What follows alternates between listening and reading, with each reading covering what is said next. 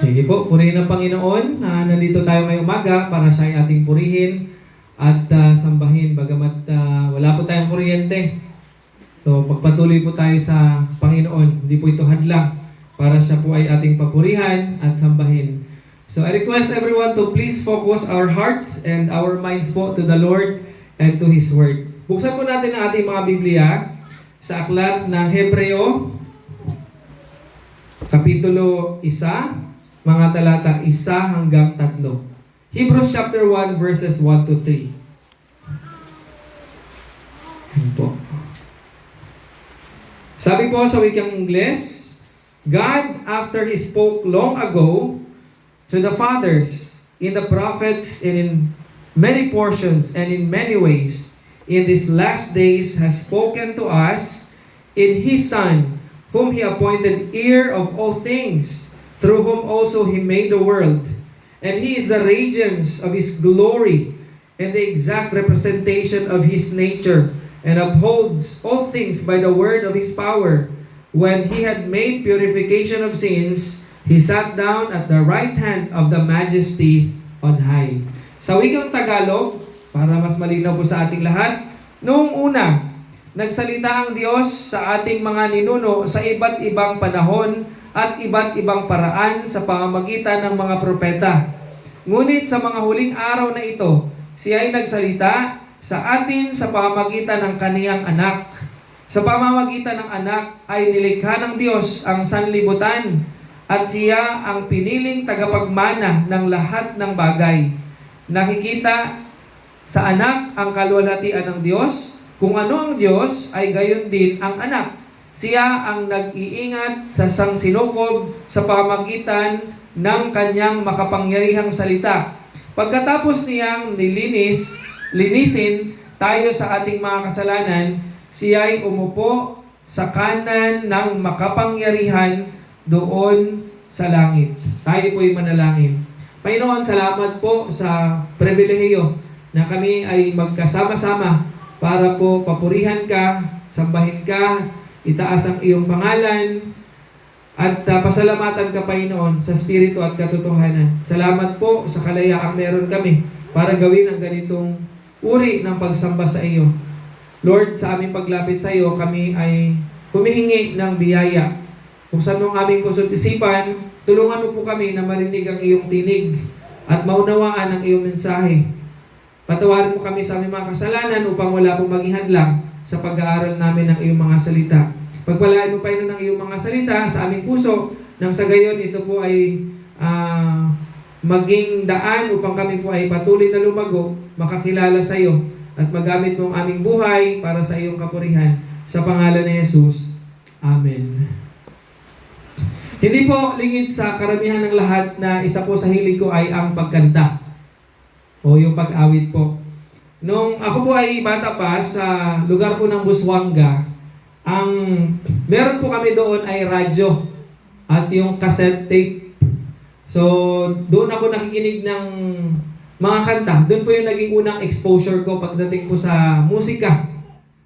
So, kapag ako po ay kakanta ng special number, gumagamit po ako ng -1. Yung tape, yung bala na sinasaksak sa yung sinaunang klase pa po ng ating cassette. So, dumating po yung time na siyempre umunlad po yung technology at ako po ay nakarating din ng Manila. So, nagkaroon po ako ng pagkakataon na hindi lang po kumanta gamit ang -1. Kumanta po na kasama po yung mga kilalang mga awit at tagatugtog. And nagkaroon po ako ng pribilehiyo na makaawit kasama po ang mga madrigal singers and tugtugan po ng Philharmonic Orchestra. Dalawa po kami ni Mamay. So napakasarap po ng pakiramdam. Ibang-iba po yung kumakanta ka sa -1 na nakasaksak doon sa cassette kaysa yung kumakanta ka live. Kasama po yung madrigal singers at yung orchestra po, yung Philharmonic Orchestra. Malaki ang kaibahan. Napakaganda at napakasarap po ng feeling na kumanta kasama po yung mga magagaling na mga musikero at mga nganta. Ngayon, bakit ko po ito sinasabi? Mga kapatid, sa ating pong pag-aaralan dito sa Hebrews, makikita po natin kung gaano po kaganda yung covenant o yung kasunduan po ng Panginoon sa bagong tipan kaysa sa lumang tipan. Hindi po ibig sabihin na hindi na mahalaga yung Old Testament. Subalit higit po na maganda ang New Covenant, kung saan si Kristo po ay ibinigay na ng Diyos, siya po ay namatay na, niliping, muling nabuhay, at bumalik sa kalangitan. So tayo po mga mananampalataya ngayon ay nasa ilalim ng New Testament. Nasa panibago tayong covenant. And we thank God na tayo po ay iniligtas niya. Niligtas po tayo ng Panginoon by His grace through faith ayon po sa Ephesians chapter 2 verses 8 to 9. At sa atin pong binasa ngayong umaga mga kapatid, pinamagatan ko po ang mensaheng ito na God's greatest and final word to man. Jesus Christ, God's greatest and final word to man. Pag sinabi po natin greatest, ano po bang ibig sabihin ito? Meron pa po bang makakahigit?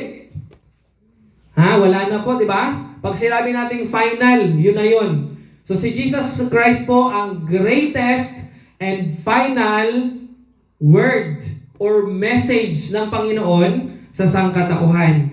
So dahil si Jesus Christ po ang greatest and final word ng Diyos sa tao, ito po yung challenge sa ating lahat mga kapatid.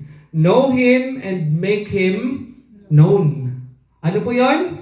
Know Him and make Him known. Magsikap po tayo na makilala natin siya. At maipakilala rin po natin si Jesus sa iba. Hindi po kasi natin pwedeng ipakilala si Jesus sa iba kung hindi natin siya lubos na nakikilala.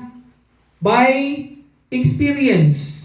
Experiential knowledge po, yung nararanasan natin siya araw-araw sa ating buhay, yung kanyang presensya, yung kanyang kadakilaan. So mga kapatid, ang tanong po sa atin ngayong umaga, why Jesus is the greatest and final word of God to man? Bakit po si Jesus ang pinakadakilang kapahayagan ng Diyos sa sangkatauhan? Tatlong rason po. Una, because God spoke in Jesus finally and fully. Ulitin ko po, because God spoke to Jesus finally and fully. Sa Tagalog, ang Diyos po ay nangusap sa pamamagitan ni Jesus finally and fully. Final, si Jesus Christ yung final at yung kabuuang kapahayagan ng Diyos sa sangkatauhan. Tingnan po natin yung talata nating binasa. Sabi diyan, God. Nagsimula po siya sa Diyos. God, after He spoke long ago to the fathers. Sabi diyan, ang Diyos po ay nangusap. He spoke to our fathers. Sa atin po mga ninuno. Ano po ang ibig sabihin ng God spoke? God spoke. Nangusap, di ba? Ang Diyos po ay nangusap. Alam niyo po mga kapatid, ang sarap pong pagbulay-bulayan. Yung katotohanan yan. Truth to believe. Sa atin pong space pets, God spoke. Naniniwala po ba kayo doon? Naniniwala po ba kayo na ang Diyos ay nangungusap sa mga tao? Nangungusap po siya sa atin. Diba? Imagine mga kapatid, ang Diyos ay nangungusap noong unang panahon at patuloy na nangungusap sa atin hanggang ngayon. Sino ba tayo sa harap ng Diyos para bigyan niya ng pansin? Para po kanyang kausapin? Hindi nga tayo kinakausap ng mga mayayaman at mga mahalagang tao sa ating kasaysayan. Hindi nga nila tayo kilala. Pero isipin po natin, God spoke to our fathers. At hanggang ngayon po, God is speaking to us. Nagko-communicate po ang Panginoon sa atin. Alam niyo po, nung binubulay-bulay ko ito, nagpapasalamat talaga ako sa Panginoon. And I hope kayo rin po mga kapatid, magpasalamat po tayo, matuwa po tayo na ang Diyos po ay nangungusap sa atin. Alam niyo po kung anong naisip ko dito? At dapat din po natin makita? Ang Diyos po ang nag-initiate. Ang Diyos po ang gumawa ng unang hakbang. Siya po yung lumapit sa atin. Just imagine that, mga kapatid. The greatest person of the universe, the creator of everything, the Lord of Lords, the omnipotent, the omniscient, the most important being in the universe, spoke to us, mga taong makasalanan. Imagine po natin yun, di ba? Isipin po natin na yung pinaka-dakilang persona sa buong kalawakan ang unang lumapit para kausapin tayo. Ba, sino tayo? Sabi nung kanta, who am I? Who am I that the Lord of all the earth would care to know my name, would care to feel my hurt? Diba? Ang sarap po na malaman na Diyos concern. Diba? Kung minsan nag-isip tayo, sino bang concern sa akin? Kasi nalulungkot tayo, piling natin, pasan-pasan natin ang mundo. Ang katotohanan ng Diyos po, nagmamalasakit sa atin. He spoke. Hindi lang po siya nagsalita. Pinasulat niya pa yung kanyang salita. Alam niyo po kung anong problema? Hindi po tayo nakikinig. Aminin na po natin. Hindi po tayo nakikinig sa Panginoon. Mga kapatid, it is a reminder to us. When God spoke, we listen. We listen, mga kapatid. Kasi lahat po ng sinasabi ng Panginoon, mahalaga. Lahat po ng salita ng Panginoon, buhay. It is powerful. It is sharper than any edged sword. Ang salita po ng Panginoon is powerful to create something from nothing. When God spoke the creation, He spoke it. Sinalita niya po yan mula sa wala. Diba? In the beginning, ano pong meron? Bago po lumika ang lahat, Diyos lang po. And because of His powerful words, galing po sa kawalan, lumabas po ang lahat when God spoke. Kaya po napakahalaga. Kaya kung ang salita po ng Panginoon ay baliwala sa atin, magising na po tayo, mga kapatid. Baka po yung dahilan kung bakit salat tayo sa buhay, kung bakit nagdurusa tayo kahit mga matagal na tayong mananampalataya, kasi hindi talaga, kumbaga wala pong place, wala pong nagiging lugar yung salita ng Panginoon sa ating buhay. Hindi siya nagkakaroon ng pagkakataon sa ating buhay para magsalita, para makausap natin. Kaya po, nagdurusa tayo. Dahil din po sa ating mga pagbibingi-bingihan o kawalan ng panahon sa Panginoon. When God spoke, we listen. Mga kapatid, I also realize, hindi lang po God took the first step. Hindi lang po siya nag-initiate. Our greatest need is to hear from God. Ang greatest need po nating mga tao is to hear from God. Yung marinig natin siya. And that points us back, mga kapatid, doon sa kalagayan natin. Yung tinatawag po nating depravity. Alam niyo po kung ano yung depravity? Patay po tayo. Ang patay po may pandinig. Wala siyang senses. Wala siyang pandinig, walang pang-amoy, walang paningin. Ano pa? Wala siyang sense of touch. Wala siyang malay. Kasi siya ay patay. That's why ang Panginoon po, out of His grace, out of His love and mercy, nag-initiate siya. Pinunuan niya po yung greatest need natin. Ano po yung greatest need natin? Kinakailangan natin siyang marinig. Ang galing, no? Alam niyo po, sa tao pong namamatay, ang pinakahuli pong nawala sa kanya ay yung hearing. At ang unang-unang bumabalik din po ay sense of hearing din. Kapag ang tao mamamatay, ang huling nawawala po ay pandinig. Kapag ang tao ay magkakamalay, ang unang-unang bumabalik din ay hearing. Ang galing, oh. So, ang Diyos po, He spoke. He spoke to us. We thank God for that, mga kapatid. Pinunuan niya because our greatest need is to hear from God. Iba po yung nagsasalita ako na ako lang ang naririnig ninyo. Kaysa nagsasalita po ako dito mula sa salita ng Panginoon at siya po ay nangungusap sa inyong lahat. Alam niyo po, kahit na hindi ako magsalita dito at kaharap niyo ito, kapag ito po ay binasa natin, maririnig natin ang Panginoon kung willing tayong makinig sa Kanya. Kaya po sabi ni Jeremiah, huwag tayong magmalaki, Kung tayo po ay may kayamanan, kung tayo ay malusog at malakas, kung tayo po ay merong posisyon, sabi niya, ang ipagmalaki natin, kilala natin ang Diyos. Yun po ang dapat nating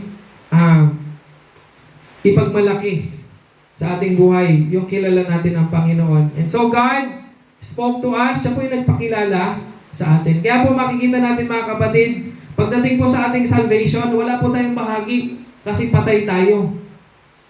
Ang Diyos po, ang kumino sa ating buhay para po makilala natin siya, para marinig natin siya. Binigyan niya po tayo ng buhay. Mamaya po, dadaanan natin yan. Yung tinatawag nating regeneration. So, titignan po natin mga kapatid, overview lang po, mabilis lang. Ano po ba yung dalawang era or kapanahunan na ang Diyos ay nangusap? Two greatest era where God spoke. Una po, Old Testament. In the Old Testament, God spoke. Nangusap po siya. Paano po siya nangusap sa Old Testament? By the way, ilang libro po meron sa Old Testament? Kung ang Bible po ay 66, ilan po sa Old Testament? From Genesis to Malachi, ilan? 39. Ilan po sa New Testament? Ayan. So from Genesis to Malachi, God spoke. Una po, God spoke from heaven. Sa pamagitan po ng kanyang boses. Sa salita talaga siya. He spoke to Abraham. Kinausap niya si Abraham. God used angels para po dalhin yung kanyang mga mensahe sa mga lingkod niya. Ginagamit din po ng Panginoon yung panaginip, dreams, katulad po ni Joseph. Pinakita niya yung kanyang gagawin kay Joseph sa pamagitan ng dream. Visions. Katulad po ni Daniel. And God also give dreams and visions to kings. Nebuchadnezzar. Yan po. Ano po yung mga kaparaanan ng Diyos? He spoke sa pamagitan po ng burning bush kay Moses. Nangusap ang Panginoon doon sa burning bush. Nangusap din ang Panginoon sa pamagitan ng wind. Kanino po? Kay Elijah. God spoke through the prophets, sa mga propeta. Ginamit din po ng Panginoon yung mga priests and high priest, Urim and Tumim. Yan po yung mga kaparaanan ng Diyos noong unang panahon para kausapin ang mga tao. Kita niyo po, napakaraming paraan na ginawa ang Panginoon. Katulad po na sinasabi dito, He spoke long ago to the fathers in the prophets in many portions, sa maraming panahon, sitwasyon, and in many ways. Makikita po natin dito that God is really intentional. Intentional po. Pwede mo bang sabihin nyo sa akin yung salitang intentional? Intentional. Saba po? Ayan.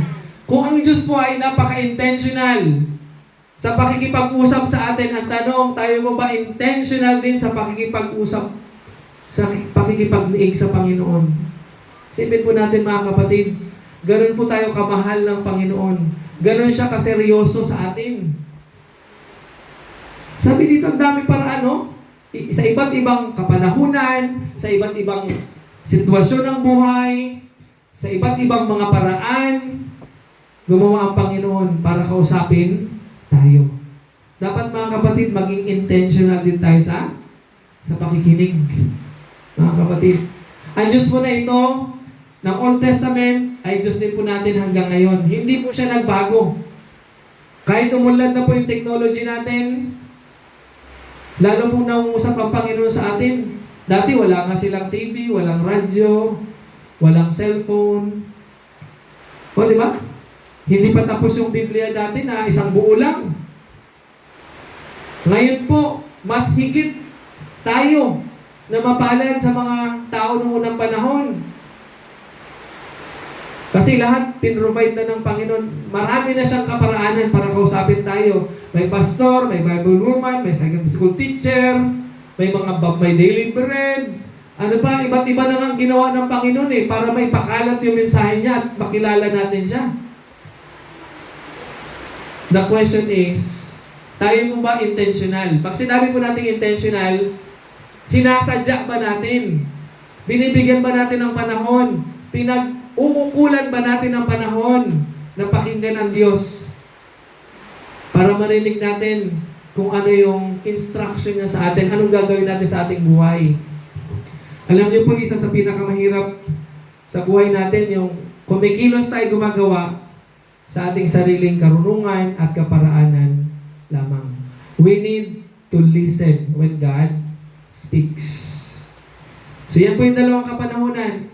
In the Old Testament, God spoke doon po sa mga modes na yon or sa kaparaanan. Pero sa New Testament po, sa mga propeta po, sa aking pag-aaral, the last prophet that God sends before Jesus was John the Baptist. Yung pinsan niya po, si Juan Bautista, ang huling propeta na ibinigay ng Diyos bago dumating si Jesus Christ. Ayan. So sa New Testament po, Jesus Christ. Si Jesus Christ na po ang nangusap sa sangkatauhan. Ano po siya? God spoke in Jesus fully and finally. Ito po yung kaibahan. Nung si Jesus Christ po ay pumarito, sabi po ng verse 2, in these last days has spoken to us in His Son. So ano ba ang kagandahan ng New Testament na si Jesus Christ na po ang nagpakilala sa atin sa Diyos o yung nagsalita sa atin kaysa sa Old Testament na gumamit po siya ng mga propeta, ng mga anghel, ng mga panaginip, ng mga visions, ng mga himala. Why Jesus Christ is the greatest revelation of God to man? Bakit po kaya?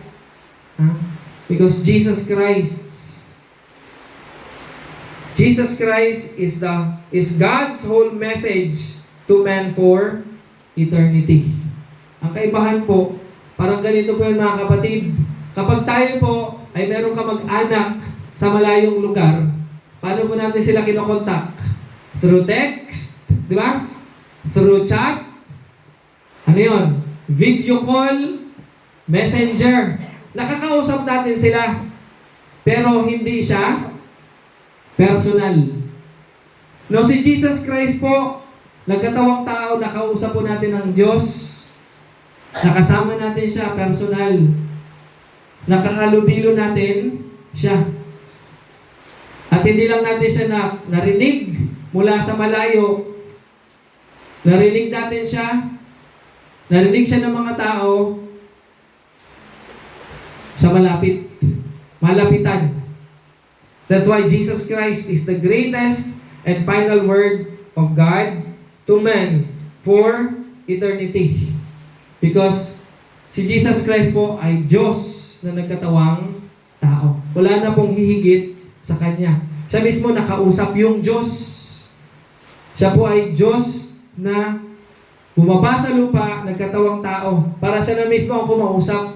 Yan po yung intentionality ng Diyos. Diba? Hindi lang siya nagpadala ng mga mensahero. Hindi lang siya nagpakita sa panaginip. Dahil po sa pagnanais niyang iligtas tayo, siya na po mismo bumaba sa lupa para ano po? Kausapin tayo. At ipahayag yung kaligtasan. Para tayo po ay iligtas. So mga kapatid, Jesus is God's whole message to man for eternity. Kinakailangan po makinig tayo with intentionality. Pagkukulan natin ang panahon, pakinggan po natin siya na meron pong kasigasigan.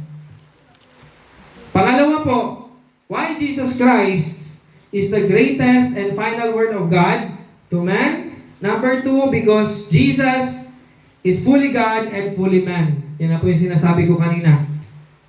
That's why Jesus Christ is the greatest, because He is fully God and fully man. 100% Diyos, 100% tao. Minsan po si Jesus, tinanong niya yung kanyang mga disipulo. Yan, si Jesus Christ, tinanong yung mga disipulo. Sabi niya sa kanyang mga disipulo, sa Matthew po yun, sabi niya, sino ako ayon sa sinasabi ng mga tao na naririnig nyo dyan? Sabi ng kanyang mga disipulo. Sabi nila, ikaw daw si Juan. Sabi ng iba, ikaw naman daw si Elijah. Sabi ng ilan, ikaw ay isang propeta. Pero sabi ni Jesus Christ sa kanila, ito ulit yung kanyang tanong, sa inyo, sino ako? Sabi ni Pedro, you are the Christ, the Son of the living God. Sabi ng Panginoon, palad ka, Simon, kayong lahat, dahil naunawaan niyo yung bagay na ito. Dahil hindi yan galing sa inyo, ang kapahayagan na yan, galing yan sa Diyos Ama. Mga kapatid, listen to this mga kapatid. The primary message of the Bible is that Jesus is not merely from God. Ang mensahe po ng Biblia, si Jesus Christ po ay hindi lang propeta, katulad po ng paniniwala ng mga Muslim. Si Jesus Christ po ay hindi lang magaling na guro. Katulad po ng unang paniwala ni Nicodemus. Sabi niya, good teacher. Si Jesus Christ po ay hindi lang manggagamot. Hindi lang po siya miracle worker. Hindi lang po siya exorcist kasi nagpapalaya siya ng mga demonyo. Hindi po yan ang mensahe ng Biblia. Bagamat makikita po natin na ginawa yan ni Jesus Christ. Sino po si Jesus Christ? The message of the Bible is that Jesus Christ is God. Si Jesus Christ po ay Diyos. Period. Diyos na nagkatawang tao. May mga reliyon po kasi na nagtuturo na si Jesus Christ daw ay tao lang. Or Diyos din siya, kaya lang maliit na Diyos at hindi kapantay ng Diyos. Mga kapatid, hindi po yan totoo. That contradicts the Bible. Makikita po natin dito sa talata na ito na ating binasa. The primary message of the Bible is that Jesus Christ is God. Diyos na nagkatawang tao. Tingnan po natin sa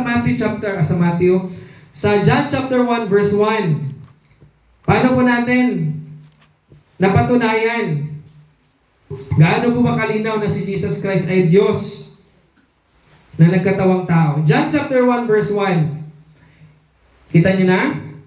Sabi po sa wikang Ingles, in the beginning was the Word, and the Word was with God, and the Word was God. He was in the beginning with God. All things came into being through Him, and apart from Him, nothing came into being that has come into being. Ano po nangyari sa verse 14? Ano po nangyari dyan? Sa Word? And the Word became flesh. Sino po yung naging flesh na yan? Si Jesus Christ. Ano? Yung Word na kasama ng Diyos, buhat pa ng pasimula. Yung Word na tinutukoy dyan, na lumikha ng lahat ng bagay. Anong sabi po sa verse 14? The Word became flesh and dwelt among us. We saw His glory, glory as of the only begotten of the Father, full of grace and truth. Napakalinaw po na yung Kristo na ating sinasampalatayanan is fully God, fully man. Kasi po nagkatawang tao siya. Makita po natin mamaya, later, ang dahilan. Bakit po si Jesus Christ nagkatawang tao? Pero gusto ko pong ma-establish ating puso't isipan, ma-remind po tayo, ma-refresh kung sino po si Jesus Christ. He is fully God and fully man. Kaya po tayong naguguluhan kapag minsan nakikita natin sa Bible na binabasa natin, nagsasalita siya bilang tao. Kasi nasaan yung tao siya? Sa sitwasyong yon. Kung minsan naman, nasaan yung Diyos? Kasi po maraming nalilito dyan, buhat pa ng una. Narinig nila na si Jesus Christ nagpatawad ng may kasalanan. Di ba? Naalala niyo, meron siyang pinagaling, nalumpo, dinala ng mga kaibigan niya. Ano sabi ni Jesus Christ? My son, your sins are forgiven. Tapos bumangon yung, kunin mo yung iyong gamit at tumayo ka na. Galit yung mga tao, yung mga, lalo na yung mga religious people. Hindi ba ang Diyos lang ang pwede magpatawad ng kasalanan? Blasphemy. Hindi nila naunawaan o nakikilala kung sino talaga si Jesus Christ. Pero sa atin po, mga mananampalataya, maging malinaw po sa atin kung sino talaga si Jesus Christ. Kung sinabi man ni Jesus Christ na nauhaw ako, ay natural, nauhaw talaga siya dahil nagkatawang tao siya. Nagsasalita siya bilang tao. So there were times kung saan si Jesus Christ po yung nangungusap bilang Diyos, kumisa naman po bilang tao. Ayan. Balikan po natin yung Hebrews chapter 1, verse 2 to 3. So, tingnan po natin dito. Sabi sa verse 2, in these last days has spoken to us in His Son, whom He appointed heir of all things, through whom also He made the world. Kung meron po kayong ballpen dyan, pakibilugan po yung through whom, at pakiguhitan po yung He made the world. Bilugan po yung through whom, at guhitan nyo po, underline, He made the world. Ang galing, no? Kung iugnay po natin yan doon sa John chapter 1, verses 1 to 3, pareho po yung sinasabi niyan. Ano ba sinasabi niya sa atin? Sino daw po ang lumikha?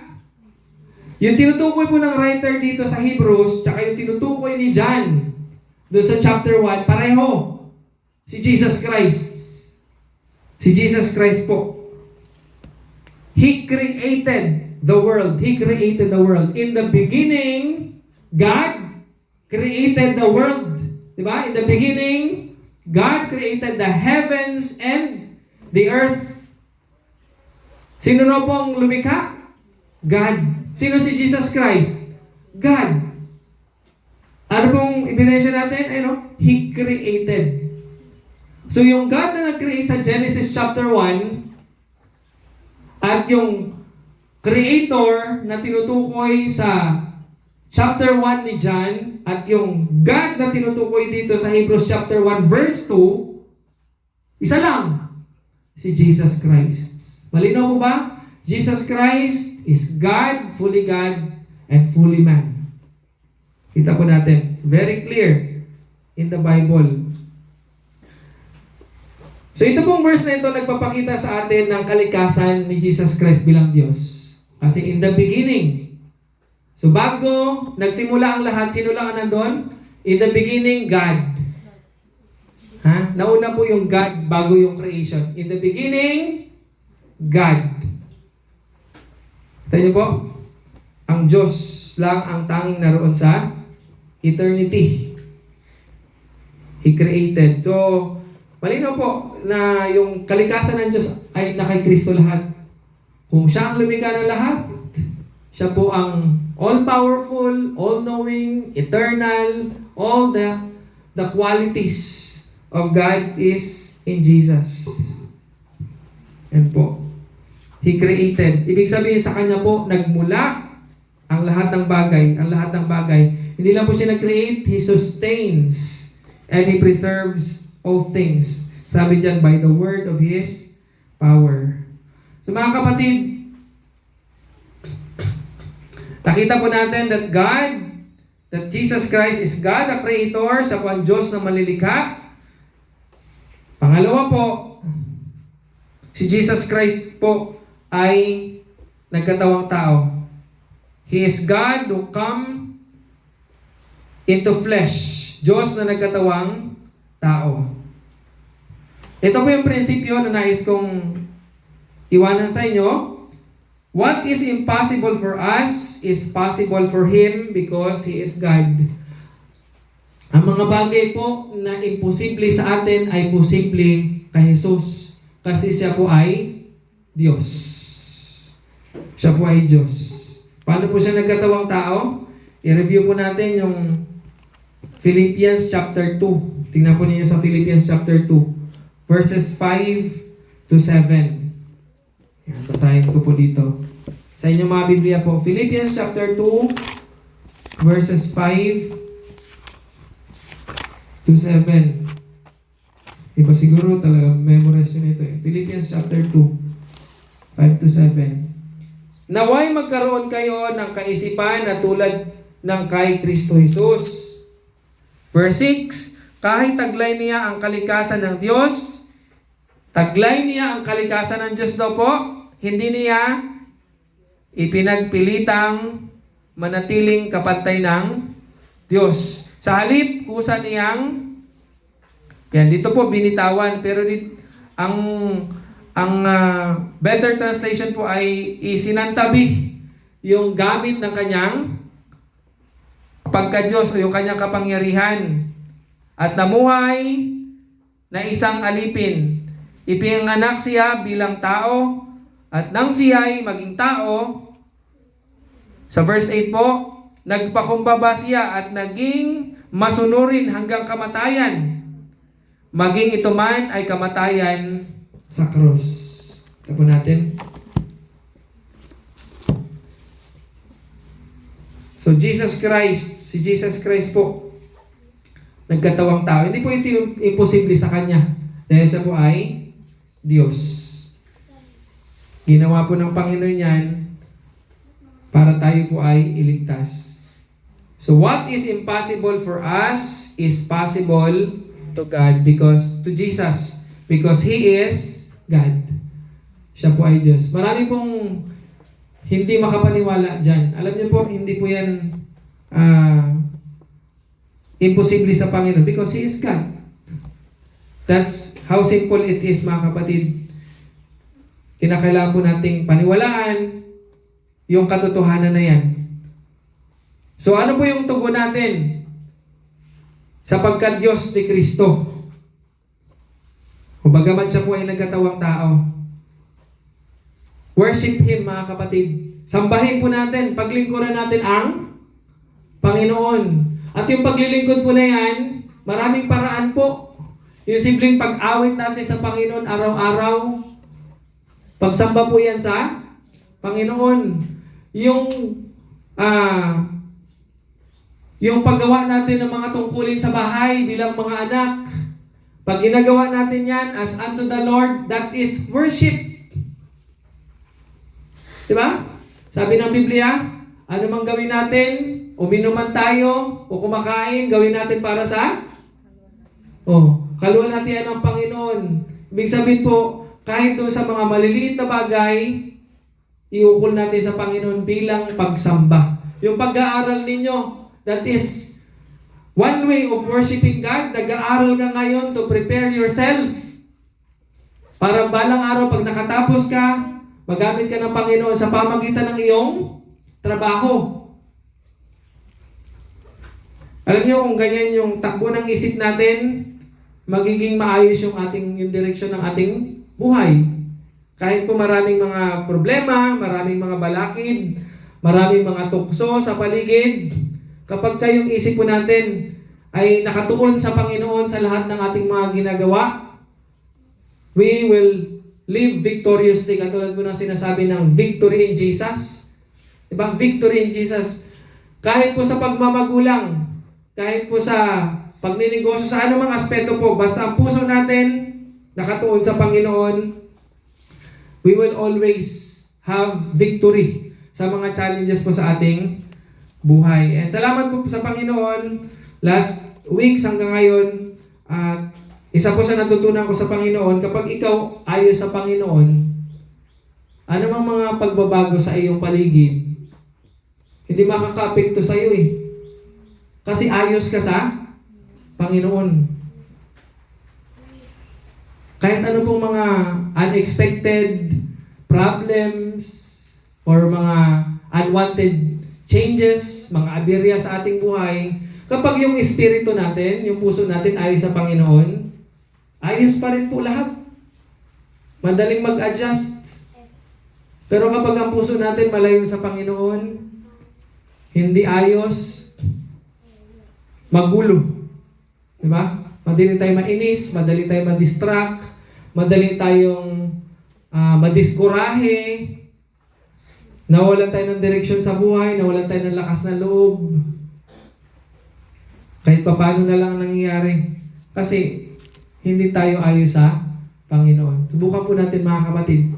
Pagka ayos po tayo sa Panginoon, ibig sabihin nakaset yung ating puso sa Panginoon, kahit na anong meron dyan, anong mga pagbabago, masaya tayo sa Panginoon, ayos lahat.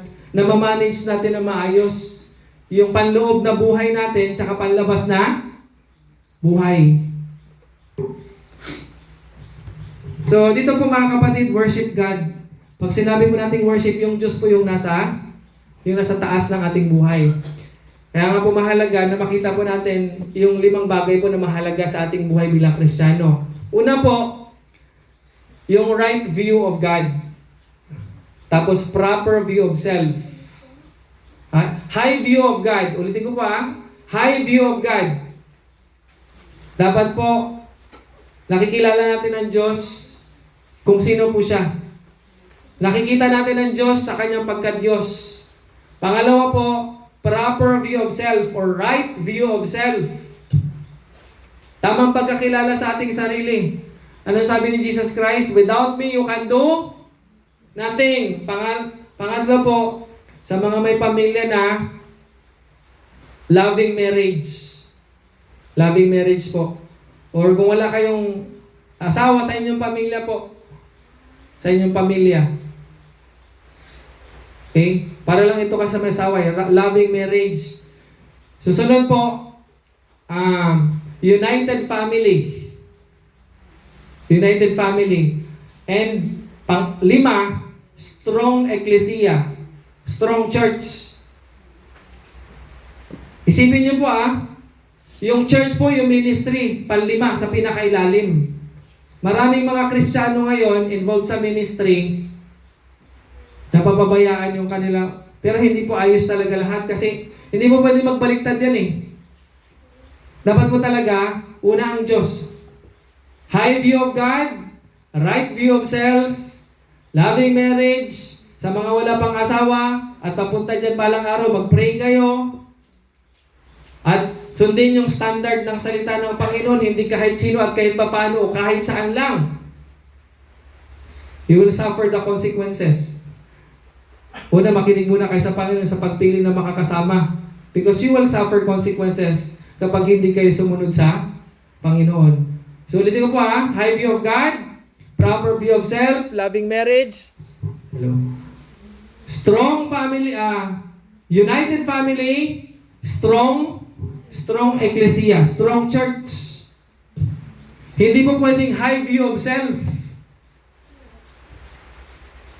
Hindi po pwede. Hindi tayo yung bida. Hello, ba't na ng tuluyan? Hello. Hindi po tayo yung bida. Ayan. Oh. Hindi rin po pwedeng mauna yung church kaysa sa Diyos. So lahat po yan mahalaga. Ayon sa order ng ating buhay po sa harap ng Panginoon. Dapat po ganun.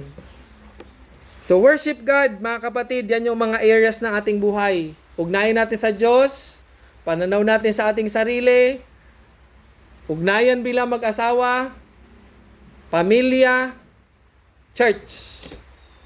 And susunod po yan yung ating mission field. Worship God, paglingkuran po natin ang Panginoon. So, pangatlo po, why Jesus Christ is the greatest and final word of God to man? Because Jesus is our complete Savior. He is our complete Savior. Yan. Kaya na po nakita natin sa verse 2, verse 2, sa last part po, through whom also He made the world. Ito po mga kapatid, nung pinagbubulay-bulayan ko ito, napakaganda po. Through whom also He made the world. Mga kapatid, napakaganda pong isipin na nagkatawang tao po si Jesus Christ. Alam niyo po nung pumasok yung kasalanan sa sangkatauhan sa Genesis chapter 3, umiral na po yung kamatayan. Where there's sin, there is death, there is destruction. Ulitin ko po. Where there is sin, there is death, there is destruction. Nung pumasok po yung kasalanan sa sangkatauhan, nahiwalay po yung tao sa Diyos dahil sa kanyang kasalanan. Nandun po yung kamatayan. Nandun po yung pagkawasak sa buhay ng mga tao because of sin. Yan po talaga yung epekto ng kasalanan sa buhay ng tao. But kapag nandyan po si Jesus Christ, there is life. Kung nasaan si Jesus Christ, there is life. There is purpose. There is direction. Kaya nga po ang sabi ng ating team verse dito sa church, 2 Corinthians 5:17, if any man is in Christ, he is a new creation. Meron pong new. Meron pong buhay sa isang tao na nakay Kristo.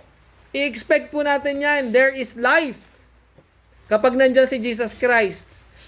Yan po ay isang katotohanan simula pa po ng foundation of the world. Kung nasaan ang Diyos, nasaan si Jesus Christ, doon po sa kawalan, nag-exist po yung life because there is Jesus Christ. Sabi doon, in the beginning, God created the heavens and the earth. Nagsimula po yung buhay sa Panginoon.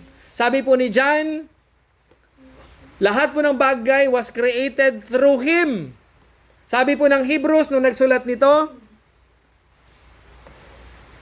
sabi dyan, through whom also He made the world. Kaya kung nasaan po si Jesus Christ, there is life.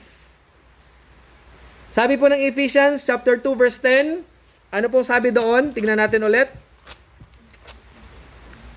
Yan.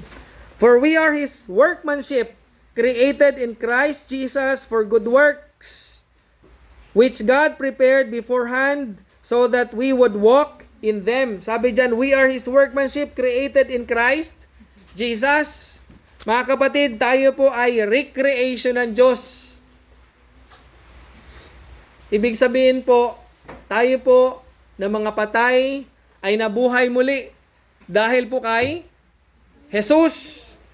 Dapat po natin itong ipagpasalamat sa Panginoon, mga kapatid, because Jesus Christ is our complete Savior.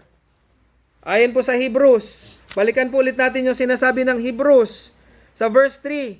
And He is the radiance of His glory and the exact representation of His nature. Nabanggit na po natin kanina yung kalikasan ng Diyos.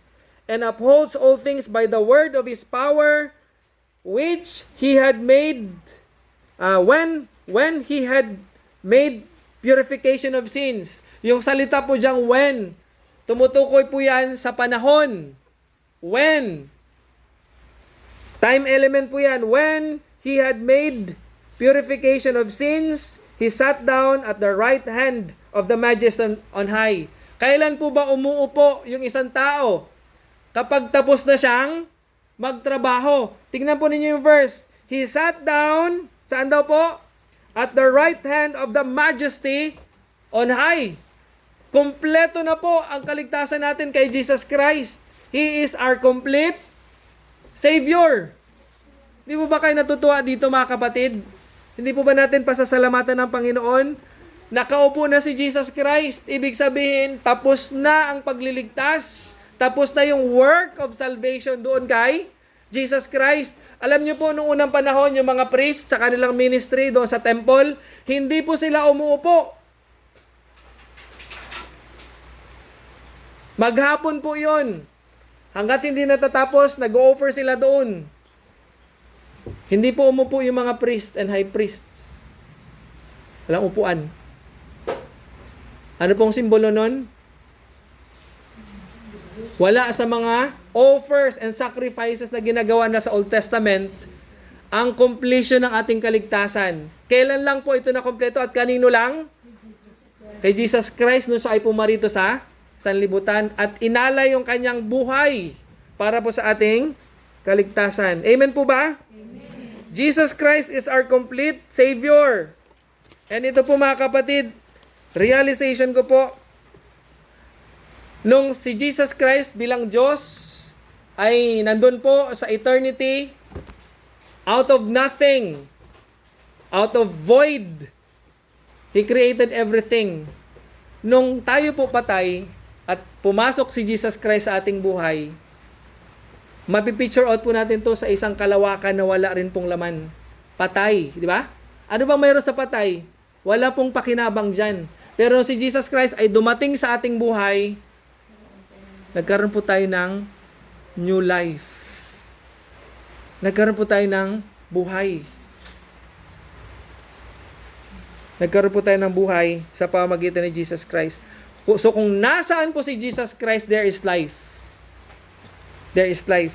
At yung buhay po na ito, na ibinigay sa atin ng Panginoon ay walang hanggan.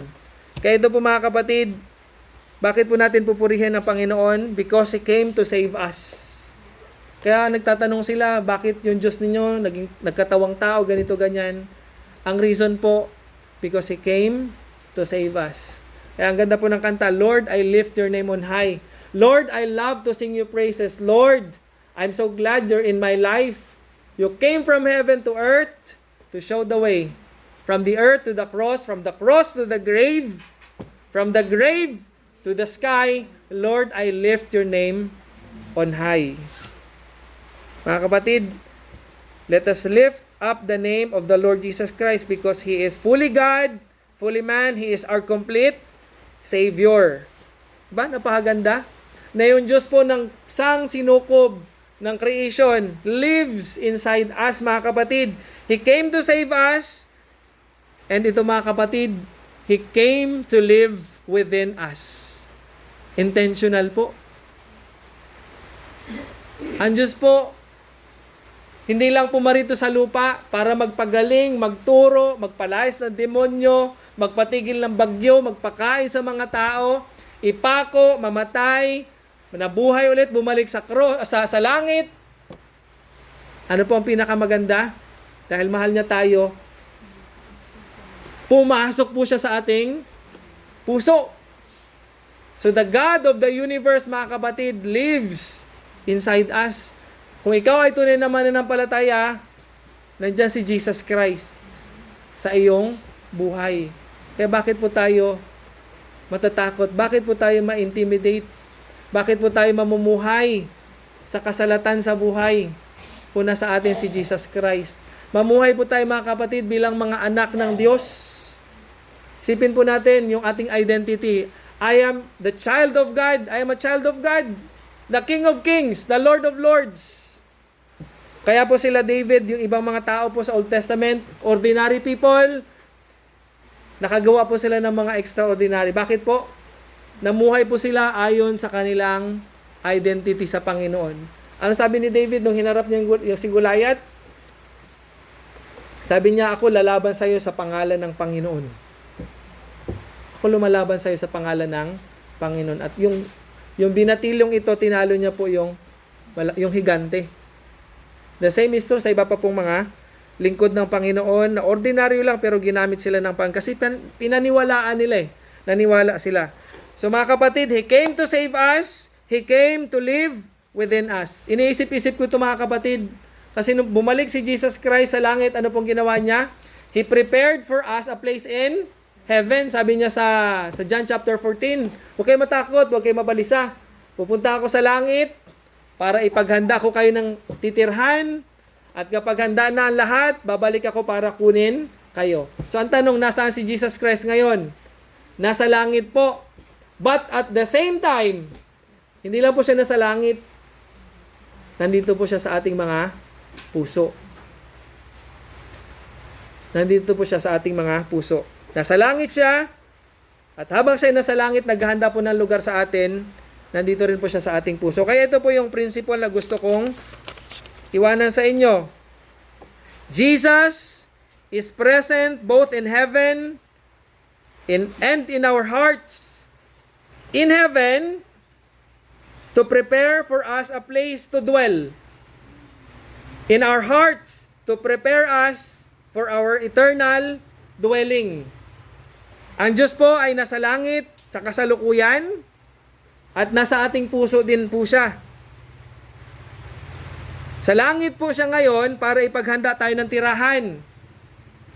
Nasa ating puso po siya ngayon para po ihanda tayo sa ating tirahan sa langit.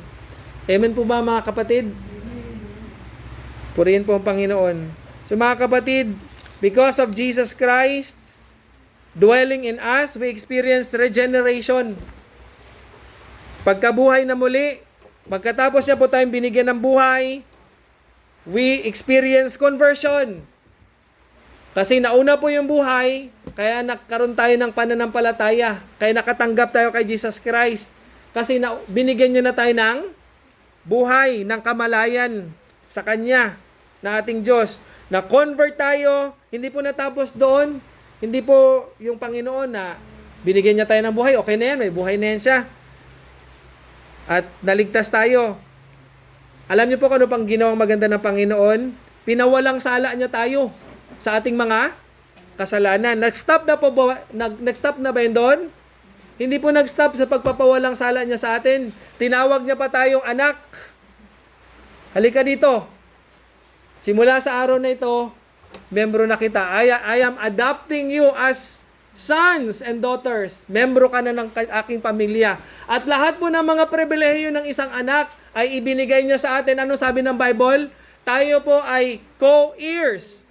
Tagapagmana kasama ni Kristo ng sanlibutan at ng lahat ng kayamanan sa kalangitan. Hindi lang po yun.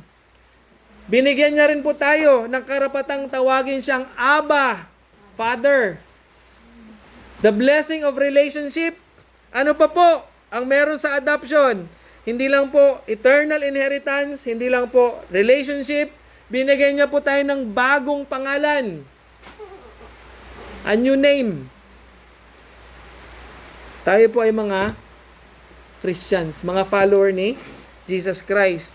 And after that, mga kapatid, nahuhulog pa rin tayo sa kasalanan. But God, by His grace and mercy, dinadaan niya po tayo sa proseso ng sanctification. Pinapabanal tayo ng Panginoon. At sa kaduluduluhan po,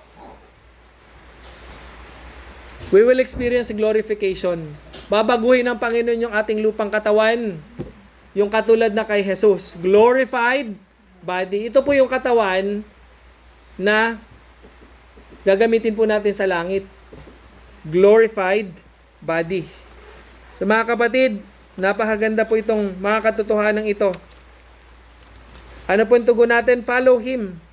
Sumunod po tayo sa Panginoon. Know Him and make Him known. So yun po yung challenge sa atin mga kapatid. Magsumika po tayo na mapalapit sa Panginoon araw-araw, makilala natin siya, maparangalan natin siya sa pamagitan ng ating pagsunod at paglilingkod sa Kanya. So mga kapatid, Jesus Christ is God's greatest and final word to men. Tayo po'y manalangin. Lord, salamat po sa iyong mensahe. Salamat, Panginoon, sa mga katotohanan na amin pong natunghayan mula sa iyong mga salita. We thank you, Lord, for saving us, Panginoon. Thank you for giving your life for us. Salamat po, Panginoon, sa pag-asa na meron kami sa iyo, na ikaw na aming Diyos ay buhay, dakila sa lahat, makapangyarihan. Ikaw, Panginoon, ay nasa langit at ikaw rin po, Panginoon, ay nananahan sa amin. At salamat po, Panginoon, sa mga pangako, sa mga pribilehiyo na meron kami sa iyo. Salamat, Lord, sa mga katotohanan ng amin na pag-aralan. Dalangin namin na ito po ay maging hamon sa amin, Lord, na kung paano ka nagsumikap na kami po ay abutin, ay ganun din po kami, Panginoon, magsumikap na lumapit at sumunod sa iyo upang ikaw ay aming makilala at may pakilala ka rin namin, Panginoon, sa mga taong wala pa sa iyo, lalo sa aming mga mahal sa buhay, mga kaibigan, Panginoon, katrabaho, kaklase, mga kasama sa community. Make our lives, dear Father, a blessing to people. Dalangin namin na patuloy kang kumilos sa aming mga buhay, palaguin mo kami at gamitin mo kami, Panginoon. Sa pangalan ni Jesus. Amen.